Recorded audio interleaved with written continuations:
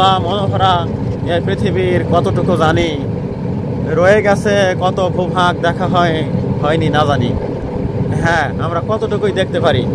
বিশাল বিস্তৃত পৃথিবীর ভূ মানচিত্রে বাংলাদেশ একটা ক্ষুদ্র জায়গা, আর এদেশেই রয়েছে ভ্রমণের জন্য অনেক উৎকৃষ্ট স্থান। আর সে কারণেই তো বিদেশ থেকে ছুটে আসে হাজার হাজার পর্যটক। এখানে এসে তারা মন্তব্য করে সমগ্র বাংলাদেশকে একটা বড় গ্রাম হিসেবে পেয়েছি। সত্যিই কোনো কোনো গ্রামের সৌন্দর্য অতুলনীয়।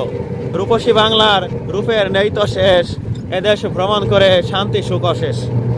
সেই আশা নিয়ে ভরসা নিয়ে এখানে ছুটে আসে পর্যটকেরা। তাদের নীল চোখের চাহনি দেখার মাধ্যমে পূরণ হয় তাদের দর্শন আকাঙ্ক্ষার সেই আবেগময় আবদারটুকু পূরণ হয় এই সুদৃশ্যগুলো দেখার মাধ্যমেই। আর বাংলাদেশের ভ্রমণ তালিকায় এই যশোর জেলার কেশবপুর উপজেলার বেশ কিছু ভ্রমণ স্পট তাদের তালিকায় রাখতে পারেন।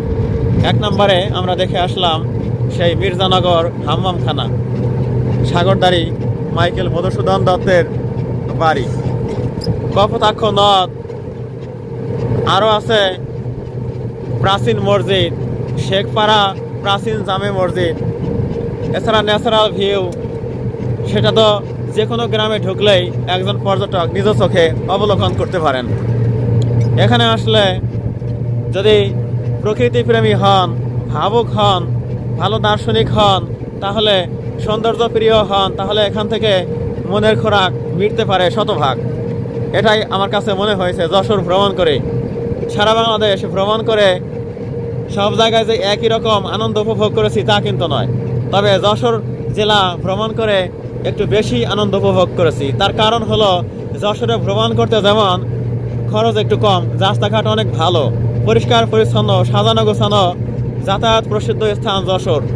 যখন তখন গাড়ি ভাড়া করে, ভ্যান অথবা অটো ভাড়া করে অথবা বাসে যেখানে ইচ্ছা সেখানে যাওয়া যায়।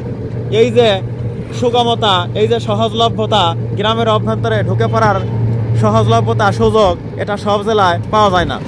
কোনো কোনো জেলায় এমনও গ্রামগঞ্জ রয়েছে যেখানে ঢুকতে গেলে হাঁটাহাঁটি করতে হয় এবং কি কোথাও যাওয়াও যায় না, এমনই দুর্গম। কিন্তু এই যশোর জেলা এর ব্যতিক্রম। বন্ধুরা, এজন্য যশোর আসতে পারেন, ভ্রমণ করতে পারেন। আমরা একটা বাজারের মধ্যে ঢুকে পড়েছি, মাঝারি আকারের একটু বড় আকারের বাজার, কপালিয়া। এই যে কপালিয়া বাজারের মসজিদ। এই যে আমাদের এখন বাম দিকে ঢুকতে হচ্ছে।